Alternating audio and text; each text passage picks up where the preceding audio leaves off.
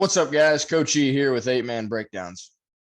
In today's show, I'll be taking a look at how to use the sucker concept in 8-Man. Like always, I'll walk through the different route combos from a couple 8-man spread formations. So let's get into it here.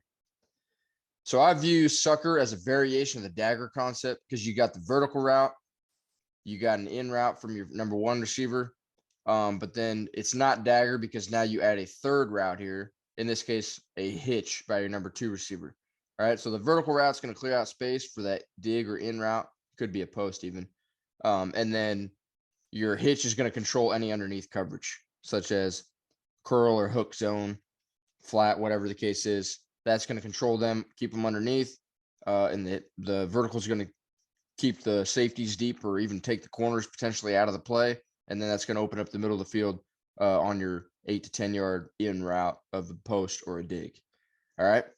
So there's a look at an 11-man there. So let's take a look at the sucker concept from a 2x1 spread look here. Let me switch over to the huddle playbook. Okay, so here's a look, 2x1 look. So I already have the defense out there in a 3-2. So overall, this play, the sucker concept here in 8-man or even 11-man. Let's go through it real fast though before I get into that. First, you got the Y running that 8 to 9 yard in. We'll say in on this one, or dig route. Now the F has your 4 to 6 yard hitch.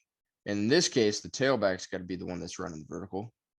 All right. And then if I was running this, I'd have the X either run like an outside release fade right there, mandatory outside release, or I'd potentially have him run a hitch. So some sort of a choice route, honestly. But so this play particularly is going to work or be most effective.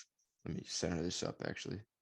Dang it, I can't do it without the defense doesn't move. Dang it. Oh well. But particularly, this is going to be most effective against zone coverage on second and third down and long, potentially even fourth down and long, especially cover 3 zone here against 3-2. So let me walk through that. So let's say he bails deep to his third. He's third.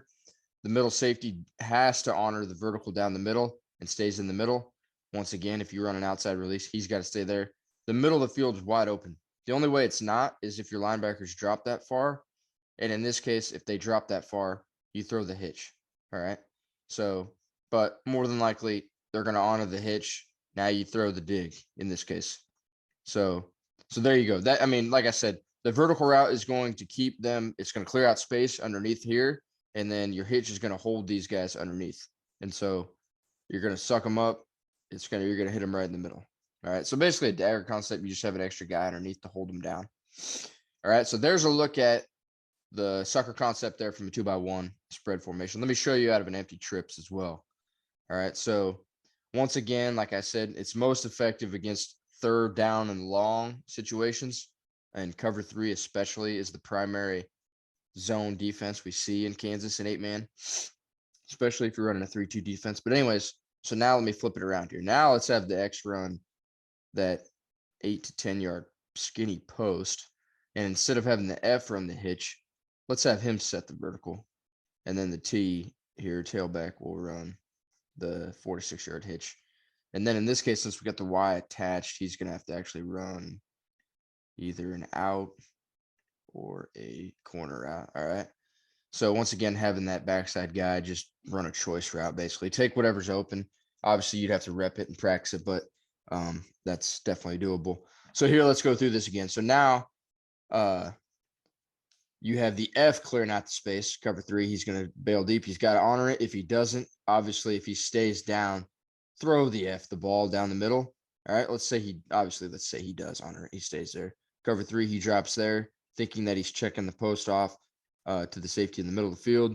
He's bailed with the vertical. So now you have a wide open throw here. The only way you don't here in this case is if the middle backer drops that far. Now, if that's the case, quarterback should probably just take off running. All right. But if he doesn't, if he comes down, he's, QB spying, and you have your outside backer here, takes away the curl. Obviously, middle of the field's wide open. Hit that. All right. On this backside, the Y would kind of probably be more of a pre-snap. If he's high and inside, I'd throw the out route.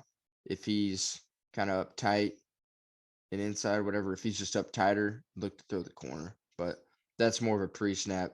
We're not really looking at that. If we're running this, it's true. Like I said, it's probably a third down and long situation or second down and long, and we're looking to convert, and we expect zone coverage, cover 3 specifically. So that's when we're running this. All right. So that's my personal opinion. And from seeing it over the years, I think that's when it's the most effective. But obviously, you guys can experiment with it and do what you want. So, but anyway, there's a basic rundown of the sucker concept here in 8-man. Let me switch back over because I got a cut up video here of how Maryland ran sucker last season against Rutgers. All right. So in this case, let me go from the top. So number 9, the attached tight end right there. He's the one that runs the hitch to hold the underneath coverage. All right. And you can see him in the next frame. He does hold him right here. He is. He holds him down. All right. The linebackers have to cover him. Then the number 15 here in the slot right there. He's the one that runs the post route, or the in route in this case, about 8 to 10 yard post. What you can't see is there's another post guy, or another guy the farthest outside. The number 1 receiver in this case is off screen to the bottom of the screen. He runs a double post. They run a double post out here, and he holds number 0, the safety, off. So there's number 0. The double post holds him to the outside and keeps him basically backed off, and they run a post underneath. And so that's the guy they hit, number 15 there, right in the window, right behind the hitch from number 9, the tight end, just behind him. All right. And it's kind of a slow developing play but Maryland's O-line holds up against the 4-man rush, and he delivers a good ball. So basically that is going to wrap up this episode. There's a look at how Maryland used the sucker concept last season. So there you go, guys. With that, I'm wrapping up today's episode of the sucker concept. Remember, if you have any questions for me, be sure to comment your question on this video. I'll get back with you as quickly as I can. If you enjoyed the video or learned anything, please click subscribe. And then I have all of my previous videos here for you to check out and click on. Be sure to do that. Remember, they're all free. All right. And then, like always, thanks again for watching, guys. Thanks again.